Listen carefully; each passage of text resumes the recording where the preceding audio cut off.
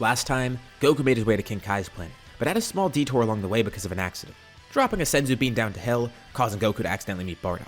Now with King Kai, he knows of the Super Saiyan form, and he knows of Frieza's existence, as well as his backstory. What is Goku going to do with this newfound knowledge, and how will King Kai handle it? We'll be seeing all that and more in this part 3 of What If Bardock went Super Saiyan against Frieza. Goku's training with King Kai begins immediately. The greatest part is, there's no time limit here. Unlike the Saiyan saga, Goku can stay here pretty much as long as he likes. He's not due back by a certain point, and can basically train to his heart's content. He also does adjust pretty quickly to 10 times gravity, thanks to Kami's training. Preparing Goku was a great idea, and King Kai is really impressed with his abilities. Well, he's a Saiyan after all. He's not too surprised that he'll get adjusted that quickly. He knows they grow fast, and there's also the fact that he was born on a planet with 10 times gravity too. This should be natural for him. But it's not just the gravity either. It's all of King Kai's techniques. Goku is focused on trying to learn the Super Saiyan form, but King Kai has no clue of how to get it, even though Goku knows that it could be unlocked by emotion or a necessity. Bardock showed him and did describe the sensation of transforming. So Goku is trying that, but more importantly he does want to learn what King Kai has here. For the Super Saiyan form, he doesn't know if he can unlock it right now, and he is focused on it, but he knows for a fact that he can learn what King Kai has to teach him, specifically things like the Kaioken and the Spirit Bomb. And he is making great progress. Kaioken is interesting as well. It is pretty strenuous, but until he gets Super Saiyan, this is another great way to boost his power. But amidst the training, King Kai does spend time monitoring everything like usual, specifically looking at Frieza and his army. And he watches over the North Galaxy to see if anything's going on. From what he can gather, Frieza doesn't seem to know about Goku's existence. Obviously, he doesn't know for sure. He doesn't know what Frieza's thinking. He can just see what the Frieza force is doing, and it doesn't seem like they'll try to anytime soon. If they knew his Saiyan was on Earth, they would have been here by now. King Kai also can't tell that he found a new Saiyan on planet Vampa. He doesn't necessarily know what to look for, and Broly and Paragus aren't really doing anything. So it's not like they're gonna get on King Kai's radar. But he keeps a close eye, making sure Frieza doesn't make any weird moves. And while he's at it, he also tells Goku that, well, his god is an alien, as well as Piccolo. They're Namekians from a planet called Namek. They have their own Dragon Balls, and that explains why Kami's able to create them. Surprisingly enough, Kami himself doesn't seem to realize this. King Kai doesn't necessarily know how to break the news. But the reason he's saying this is because on planet Namek, they have their own Dragon Balls, and King Kai intervened so the Frieza Force wouldn't find the Dragon Balls on planet Namek. The reason he actually intervened in the first place is because Frieza's been a lot more cruel lately, to put it lightly. It started a few decades ago, and he assumes the Super Saiyan is what set him off. King Kai actually did learn of the Super Saiyan, but didn't even realize that it was Goku's father that was that Super Saiyan. It's just a pretty weird coincidence that now he's with the Super Saiyan's son. And King Kai does tell him more about the Frieza Force and what happened with the history of the Saiyans, since he's able to give a much more detailed backstory than Bardock was able to. Because King Kai knows more and he's not being rushed like Bardock. Goku's pretty surprised to hear that all of this happened. And it's pretty strange because this kind of makes him want to fight Frieza more, but at the same time, it makes him a little bit more nervous about that, hearing how dangerous Frieza truly is. The fact that he effortlessly was able to kill Bardock. And the worst part is he learned from Bardock too that Frieza had multiple forms. Once he went into his second form, it was enough to kill Bardock pretty much with no effort at all. And he's got 2 more beyond that. It's weird for Goku to wrap his head around because sensing Bardock's power, he was so incredibly powerful that Goku couldn't even believe it. But somehow Frieza was able to make him look like fodder. Is that Emperor truly that powerful? But that won't deter Goku. He is only training to grow stronger after all, and in case Frieza does show up he will fight him. But he's not training to specifically seek out Frieza. Goku does everything he can to learn Super Saiyan, while also trying to learn all of King Kai's techniques. He is a prodigy after all, and maybe he could try to copy it somehow. He's pretty good at copying things after he's seen him once, but this, it's a little more complex. About a month into the training, Goku senses 2 powers coming towards King Kai's planet. They feel familiar, and King Kai says he forgot to tell Goku. He and Kami decided to send 2 other people up here too. Oh great, that must be Krillin, and who's the other person? He was only training with Krillin. Krillin then shows up on the planet with another familiar face, Tenshinhan. He briefly did train with Kami. And Goku's surprised that he was able to make it up here too. Krillin makes sense because, well, they were training together. They were both training exactly for this. But Ten, he was kind of left behind, right? Yeah, he was, but thankfully Kami had a place where they could train pretty quickly in, using the Room of Spirit and time to catch up a bit as well. Besides, he was training beforehand too. He didn't need to spend a lot of time in the time chamber. It's just that place was more intense and it allowed him to catch up to Krillin. Chaozu's actually with Kami as well right now. And Goku asks about Yamcha, but he's too busy with baseball. He has no real reason to train at the moment. Well, Goku's glad to have at least 2 of his friends up here. Although, it makes him wonder what's happening with Piccolo down on Earth because he's there alone. Hopefully not causing havoc or anything. You know what? He has cooled down a bit, so Goku isn't too worried about that. These 2 have been spending a lot of time trying to catch up to Goku, and they knew it was going to be hard because Goku was the first one to get here. They were already behind, and now they're going to be even more behind. But they're confident. They will catch up to it. Although, they then learn that Goku is actually an alien. Well, so much for that. Maybe that explains why he grows so quickly. And it kind of makes sense that way. That won't deter them though. They're still motivated to grow stronger. The 3 of them spend some time on King Kai's planet training together, and of course Goku's so far ahead of the other 2 that he decides to go somewhere else to train. King Kai actually has a great idea for him. He says maybe he should go meet some warriors in Otherworld. He's already learned a lot from King Kai, and really he just needs to work on making Kaioken stronger and more efficient. King Kai's taught him the basics, and he wants Goku to use the basics against other people. Then he can come back here and they can do some more complex training. He actually sends Goku off to Otherworld, which is going to be great for Goku. He's going to meet all these great warriors that died so long ago. Warriors that people may not even know about. Warriors that could be from different planets, not just Earth. King Kai feels this is going to be very beneficial, especially because he's going to focus on catching Ten and Krillin up right now. This way Goku can get more of a variety of training, while King Kai doesn't need to divide his attention between Goku and Krillin and Ten, since Goku's so much farther along. So Goku's sent off into Otherworld, wondering what great warriors and teachers he'll encounter there. It's strange for him though because he's going to a place where everybody's dead. He's going to be the only one who's not dead there. But he got a pass from King Kai, so it should be okay. But what is happening with Piccolo since we didn't mention him? As you'd probably expect, he's still trying to grow on his own. He's trying to think of all the ways that he could probably beat Goku. He studied Goku's recent fighting style and his recent growth, and is trying to work around that. Piccolo's training more intensely than ever as well. And somewhere in the back of his mind, without him even realizing it, he might not be at a point where he's trying to kill Goku, just surpass him and prove his superiority. Piccolo doesn't acknowledge it, but Goku's the thing that makes Piccolo stronger here. Without Goku's existence, he wouldn't be like this. But he'll surpass Goku. And maybe kill him, although he's less sure about that by the day. But something's weird. He can't sense Goku anymore. He has to have left the lookout by now, right?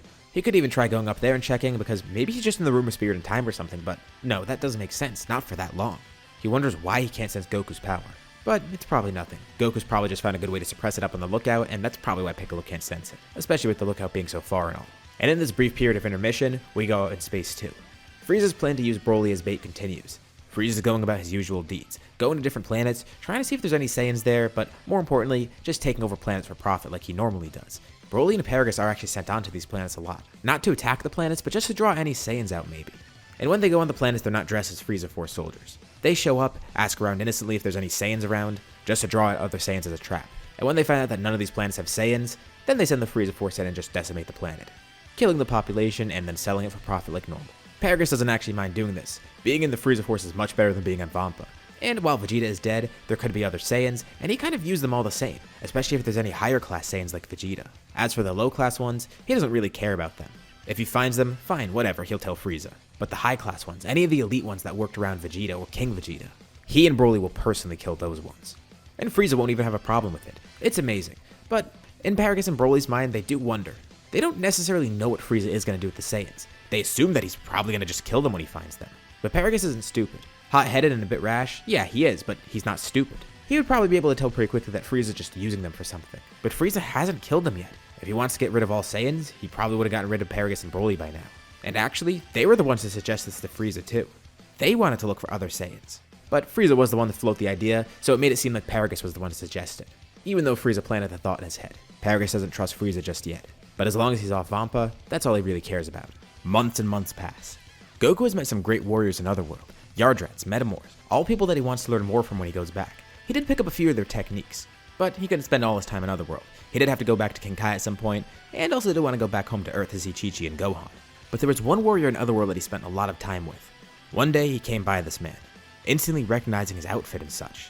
It was at some tournament, and as he walks by the guy, he calls out to him. Is that who he thinks it is? The man turns around and smiles when he sees Goku, and Goku's face lights up. It is him! It's Grandpa Gohan standing right in front of him. And Gohan can't believe his eyes either. Is Goku dead? Well, he doesn't have a halo, so why is he here? And also, he's so much older, he didn't realize how much time passed. Goku's an adult now, not just that, a married father. He definitely seems like he's grown into a great warrior, and Gohan's proud. Even happier to hear the fact that Goku's son was named after him.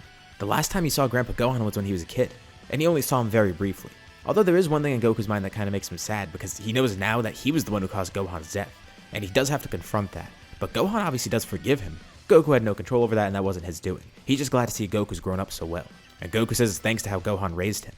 And they spend some time talking too.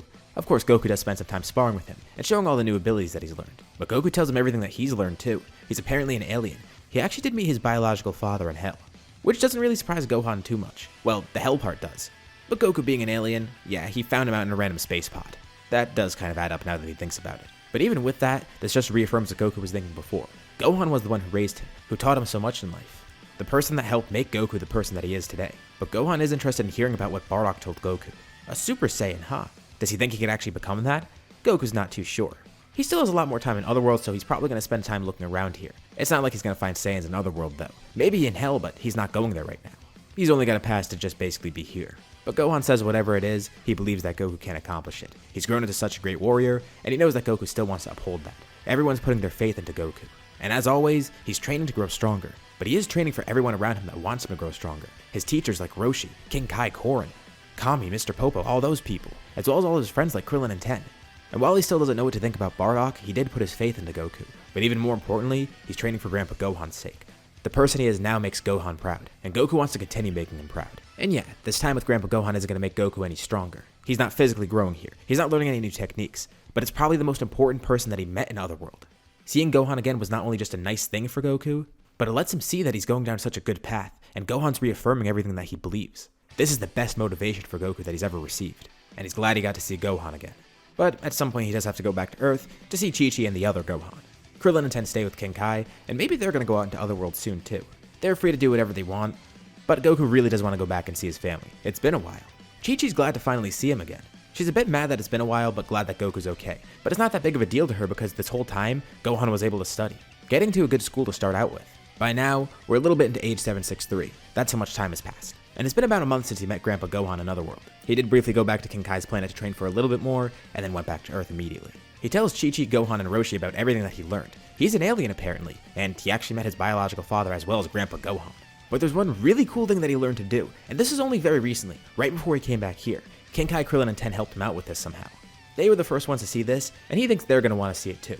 He makes a strange stance as his ki begins swirling around him. It's visible, and it's intense. Roshi can't believe what he's sensing. And as for Chi-Chi and Gohan, they can visibly see this. And while they don't know how to sense ki clearly, they do feel a strange sensation when Goku powers up. That's how intense his power is right now. The golden glow goes stronger and stronger as his hair then spikes up, with one final burst of power as Goku fully goes Super Saiyan. He says he wasn't sure if he's going to be able to do this, but thanks to all of his great teachings in the past, he finally got it, and it's amazing. Gohan thinks it's awesome too, wondering if he could become a Super Saiyan one day, although he's not too into fighting like that. Chi-Chi's not too amused because she thinks it makes Goku look like a delinquent, but Roshi and Gohan are interested. Gohan hasn't really trained at all, really. He's weaker than normal, by a significant amount, and it does make Goku wonder too if Gohan can unlock this as well. That never really occurred to him. Gohan's half alien.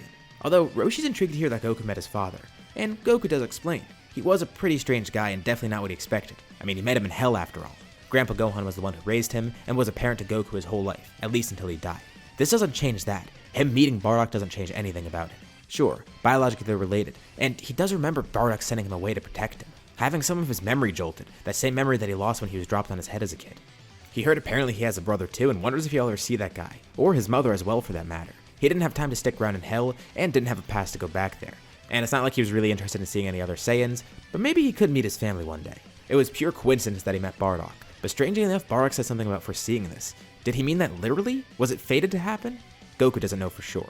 And Roshi's surprised how easy going Goku is about all of this, but glad that's his view on it. It's a lot of info to take in at once, and Goku hasn't even told him about the Frieza stuff yet, because he doesn't really want to concern them just now. But it's amazing how much Goku went through. He did all his training with King Kai. He met great warriors in Otherworld. He learned about his past, which he didn't know for so long, and he got to see Grandpa Gohan again. With Roshi glad to hear he's doing well in Otherworld. And Goku feels more confident than ever. If that Frieza guy ever does come here, Goku's more than ready to protect the people that he loves, as well as getting involved in a good battle with Frieza. He hopes that day doesn't come though. He still doesn't know what to expect for Frieza, and for that reason, it's not like he's going to stop training, especially because he just acts as Super Saiyan. It's such an amazing power, and you can tell he's only just scratched the surface of it. But speaking of Frieza, let's get back to him for a bit. It's an average day for Frieza. You know, pillaging planets and all, sipping wine as he watches the fireworks from above, with his army eliminating an entire population. But Zarbon and Dodoria enter the throne room one day, telling Frieza they have some pretty big news. One of their soldiers apparently picked up on a strange power, and a couple other soldiers corroborate it too. Somewhere far away in the North Galaxy in a completely unassuming solar system, there was some really random but really high intense power boost. Could it be a bug with the scouter, or something else? They're not too sure, but they know Frieza was specifically looking for high powers, so they decided to tell him anyways, and Frieza asked for more about it. They don't really have too much info because they don't know exactly where it came from. It faded away quickly, and they couldn't get a precise location, but they're going to monitor that same area, and if they sense a power boost again, they're immediately going there. He asked how high the power was, and they say it was just incalculable. Granted, it could be because it was very far away, but the fact that it was even picked up from that far away too is pretty insane, even though it was one of their longer range scouters. They find the solar system that it came from, and try to see if they can pinpoint the planet, and only one of those planets actually has life on it, seemingly inhabited with a couple billion people. Frieza still assumes that it might not be anything, it might just be a glitch, but he'll send Broly and Paragus out to that solar system alone, and if there really is something there, he'll personally check on it, but he doubts that anything's going on there. And this is where we leave off for now. What do you guys think about this part? And what do you think's going to happen next time? Leave your thoughts and suggestions in the comments below. I love to check them out to see what you guys think. As always, be sure to drop a like, subscribe if you haven't already, especially if you want to see any more videos like this or more parts of the series, or if you just want to help out the channel. Anyways, thank you all for watching, and I'll see you all in my next video.